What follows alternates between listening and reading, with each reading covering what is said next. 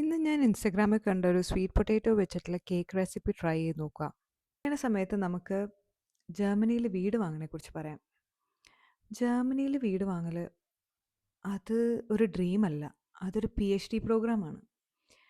വീട് വാങ്ങാനായിട്ട് നമ്മൾ ആദ്യം ബാങ്കിൽ പോകും. അപ്പോൾ ബാങ്ക് പറയും കഴിഞ്ഞ 3 മാസത്തെ salary slip, tax return, saving proof, future plan, അങ്ങനെ ലോകത്തില്ലാത്ത എല്ലാ ഡോക്യുമെൻറ്റും ചോദിക്കും. ഇത് വീട് വാങ്ങാനാണോ അതോ നാസയ്ക്ക് റോക്കറ്റ് വിടാനാണോ എന്നുള്ളതിന് നമുക്ക് അറിയില്ല. അവസാനം ഇതെല്ലാം അപ്രൂവായി വരുമ്പോഴത്തേനും നമ്മുടെ കാനഡയിലെ ഫ്രണ്ട്സ് രണ്ടാമത്തെ വീട് മേടിച്ചിട്ടുണ്ടാവും. നമ്മുടെ അമേരിക്കയിലെ കസിൻസിന് മണിമാളിക പോലത്തെ വലിയ വീട് കാണും. ഓസ്ട്രേലിയയിലുള്ള കുഞ്ഞമ്മയുടെ അമ്മയുടെ മോൻ 4 വീട് മേടിച്ച് ഇൻസ്റ്റാഗ്രാമിൽ ഫോട്ടോ ഇട്ടിട്ടുണ്ടാവും. ഇങ്ങനെ ലോകം മുഴുവൻ വീട് മേടിക്കുന്നു. ജർമ്മനിയിൽ നമ്മൾ ഇവിടെ ഇരുന്ന് PhD പ്രോഗ്രാം ചെയ്തുകൊണ്ടിരിക്കുന്നു. എന്നിട്ട് നമുക്ക് തലവര കൊണ്ട് നമുക്ക് ഇഷ്ടമുള്ളൊരു വീട് കണ്ടു. അപ്പോഴാണ് നമ്മൾ ഇതിൻ്റെ പ്രൈസ് ടാഗ് നോക്കുന്നത്. 650,000 euros, 700,000 euros, 1 million euro. ഇതൊക്കെ കേൾക്കുമ്പോൾ നമ്മൾ ഓർക്കും, ഓ വലിയ വീടായിരിക്കും.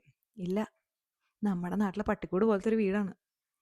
ഈ പൈസയ്ക്ക് കാനഡയിൽ ഇതിൻ്റെ 4 ഇരട്ടിയുള്ള വീട് മേടിക്കാം. അമേരിക്കയിൽ ഫുട്ബോൾ ഗ്രൗണ്ട് അടക്കമുള്ള വീട് മേടിക്കാം.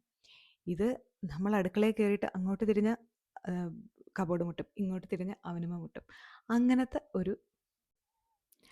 എന്നിട്ട് ഈ വീട്ടിൽ കിച്ചൺ നമ്മൾ പുതിയത് വെക്കണം, കർട്ടൻ നമ്മൾ വെക്കണം, കബോർഡ് നമ്മൾ വെക്കണം, ലൈറ്റ് വരെ നമ്മൾ വെക്കണം. ഇതെല്ലാം കഴിയുമ്പോൾ നമ്മൾ ഓർക്കും, നാട്ടിൽ വല്ല ചക്കയോ മാങ്ങയോ കപ്പയൊക്കെ കഴിച്ച് ജീവിച്ചാൽ മതിയായിരുന്നു. ഈ cake 4 out of 10. I will not try this again. കുഴപ്പമില്ല, അത്രയേ ഉള്ളൂ. അപ്പോൾ ചിയേഴ്സ്, അൺടിൽ നെക്സ്റ്റ് ടൈം.